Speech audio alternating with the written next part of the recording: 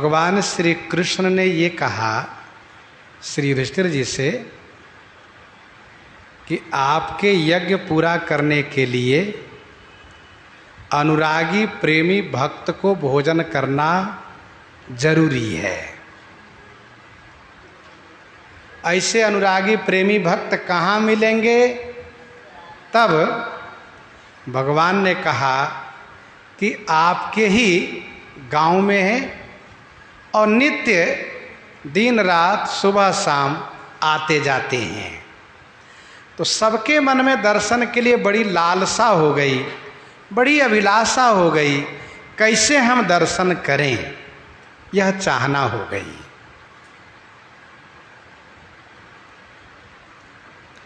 और कहने लगे, कहाँ नाव कहाँ ठाव, जहाँ हम जाए देखें, लेखै करी भाग धाये, पाए लपटाइए।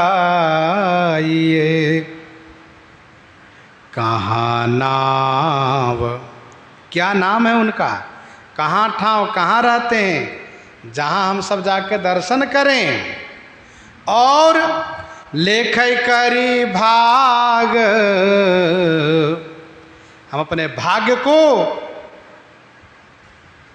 को समझें और धाय पाए लपटाइए। धाय माने दौड़ करके जाके चरण में हम लिपट जाए।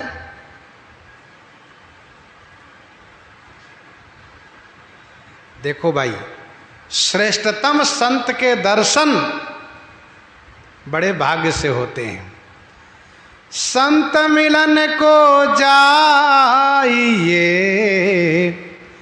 तजी माया अभिमान, ज्यों ज्यों पग आगे धरे, कोटिन यज्ञ समान, कोटिन यज्ञ समान।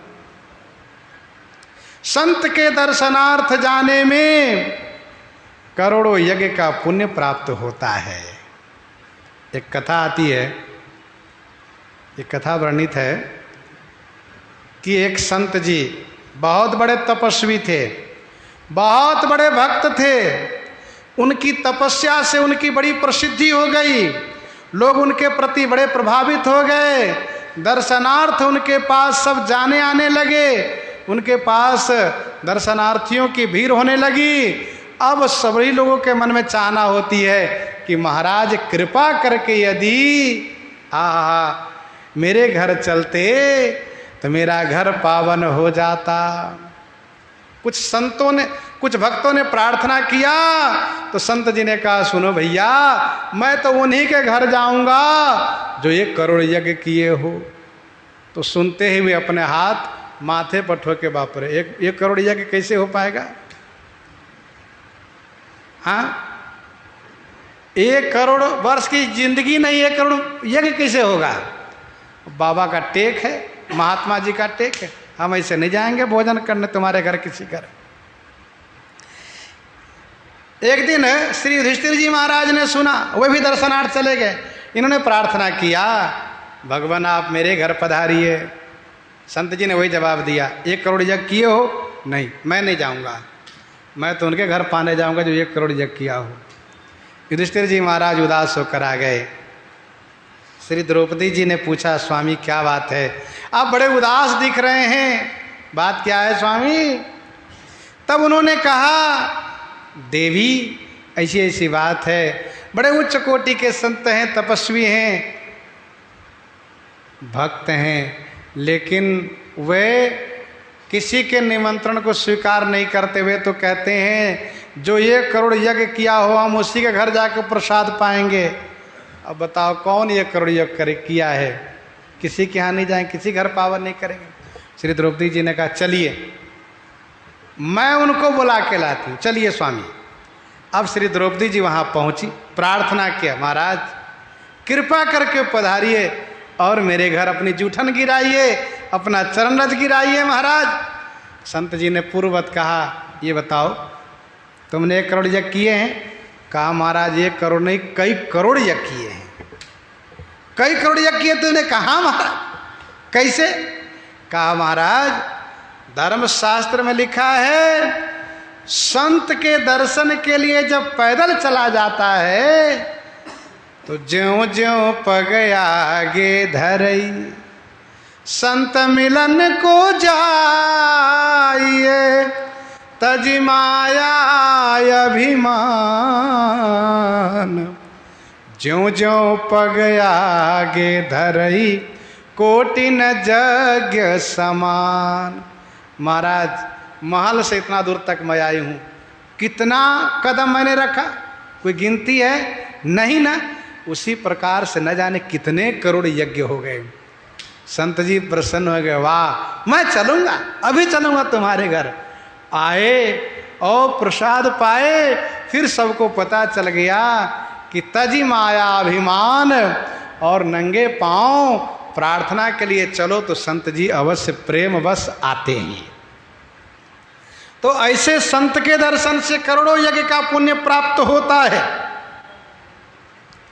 संत मिलन सम सुख जग नाही पुण्य पुंज बिनु मिलहि न संता सत संगति संस्कृति कर अंता।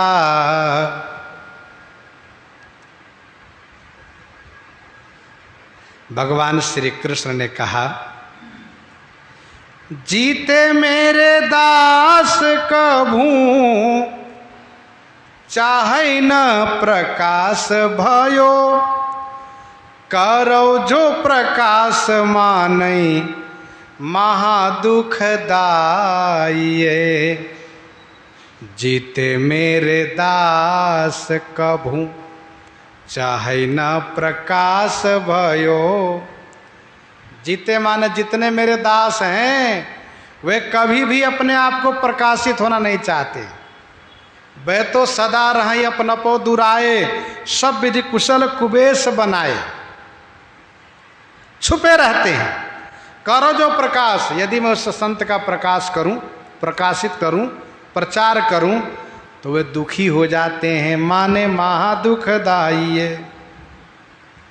तो जो वास्तविक संत होते हैं वे हमेशा छुपाते रहते हैं अपने आप को, छुपते रहते हैं। जीते मेरे दास कभू चाहे न प्रकाश भयो करो जो प्रकाश माने महादुखदाई है। यदि प्रकाश करूं तो महान दुखदाई मानते हैं।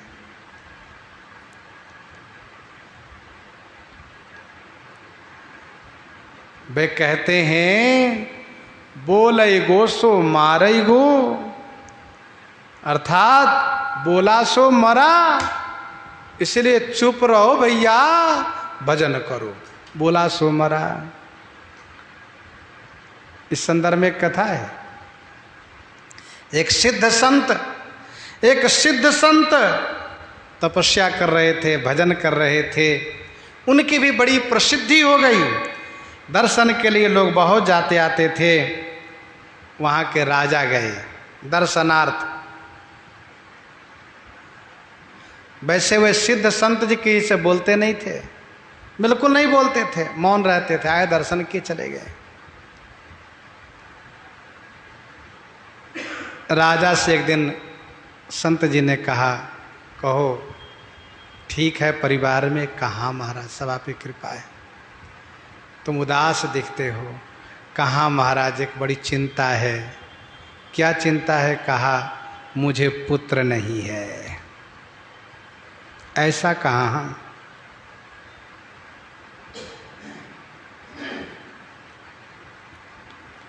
संत जी ने सोचा अब क्या करें।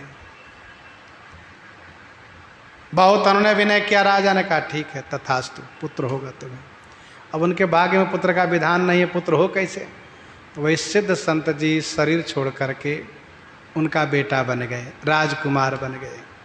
पुत्र के जन्म पर बड़ा उत्सव हुआ, बड़ी खुशी है, लेकिन साथ साथ एक दुख है कि राजकुमार जो जन्म लिया वो बोलता नहीं है, बोलता ही नहीं है। क्यों?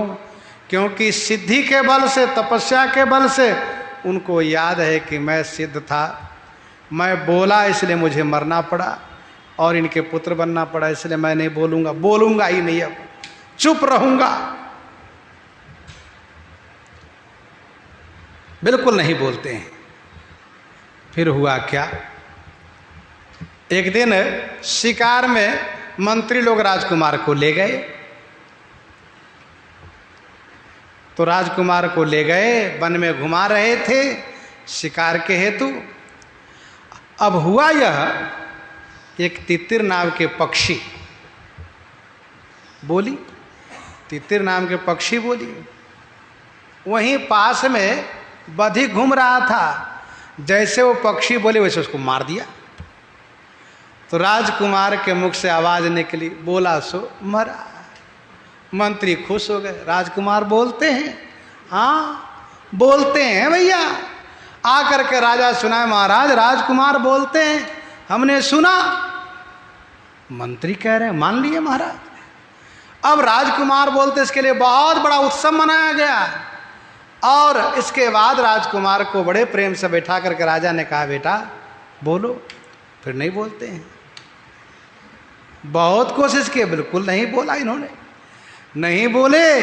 तब राजा ने कहा, मंत्री झूठ बोलता है, इसलिए मंत्री को मृत्यु की सजा दे दो, मंत्री को मृत्यु की सजा दे दो।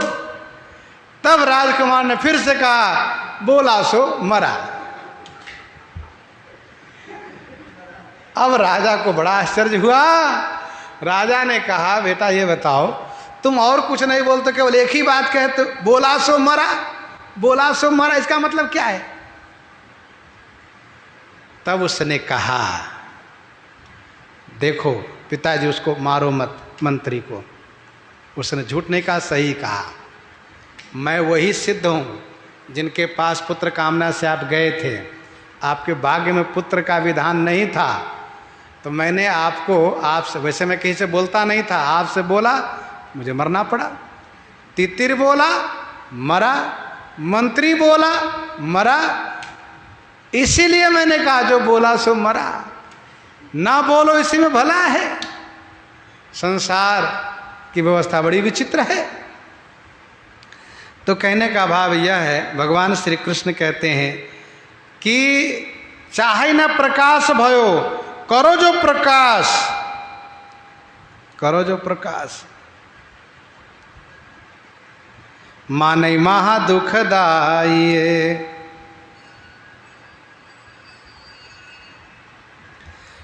मोको पर्यो सोच, यज्ञ पुराण की लो चाहिए, वाको नाम कहूँ जिनी ग्राम तज जाइए। मोको पर्यो सोच, यज्ञ पुराण की लो चाहिए। मोको पर्यो सोच, मुझे सोच हो गया है, चिंता हो गई मुझे। यज्ञ पूरा न की लो चाहिए। यज्ञ कैसे पूरा होगा? इसकी लोच, लोच माने लालसा है, लोच माने लालसा है, चाहना है। वाको नाम कहूँ, यदि मैं उनका नाम ले लूँ तो मुझे डर लगता है कि जिनी माने कहीं ग्राम तजी जाइए, गांव छोड़ के चले न जाएं कहीं। ऐसो तुम कहो जा में रहो न्यारे, प्यारे सदा हम ही लिवाई लाई, नीके कई जिमाइए। ऐसो तुम कहो जा में रहो प्यारे, न्यारे सदा। हे प्यारे श्री कृष्ण, आप इस प्रकार से हमको बता दीजिए जिससे कि आप बिल्कुल किनारे रहिए, उनको न पता चले कि आपने बताया है। भगवान कहते हैं तो हो ही नहीं सकता है, उनको न पता चले, वे तो जान ही जाएंगे। फिर भी श्री युधिष्ठिर जी ने कहा, ऐसो तुम कहो जा में रहो न्यारो प्यारे, सदा हम ही लिवा ले, हम जाकर लिवा ले आते हैं और उनको नीक कई जीवा, ये अच्छी तरह से प्रसाद पवावे।